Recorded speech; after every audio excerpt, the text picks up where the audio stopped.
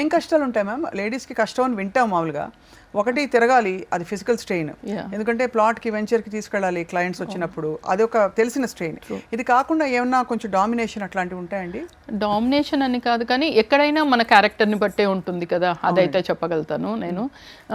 నాకు ఒకే కంపెనీలో 30 years నేను చేసింది. అశోక్ కుమార్ గారని ఆయన దగ్గర నేను చేశాను డెవలప్మెంట్ ఆఫీసర్గా. I'm so happy. ఈ రోజు కూడా ఆయన నేను అనుకుంటాను.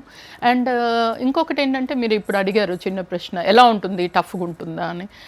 లేడీస్కి ఏంటంటే ప్రాబ్లమ్స్, మనము ఎక్కడ పడితే అక్కడ ఎవరైతే ఉన్న కూర్చొని మాట్లాడాలన్న, ఒక హోటల్కి తీసుకెళ్ళి, ముఖ్యంగా చాలా ట్రెడిషనల్ ఫ్యామిలీ నుండి వచ్చిందాన్ని అవ్వడం వల్ల కార్లో వెళ్ళేదాన్ని. ముఖ్యంగా నాకు డ్రైవింగ్ కూడా రాదు.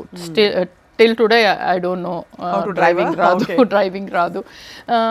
ఇలాంటి సిచ్యుయేషన్స్లో చాలా ఇబ్బంది పడేదాన్ని. డ్రైవరు, కారు, అప్పట్లో స్టార్టింగ్లో రెంట్కి పెట్టుకొని మరీ తిరుగుతూ అలా చేసుకుంటూ వచ్చాను. అసలు నాకు ఒక్కొక్క కస్టమర్ ఫ్యామిలీ లాగా.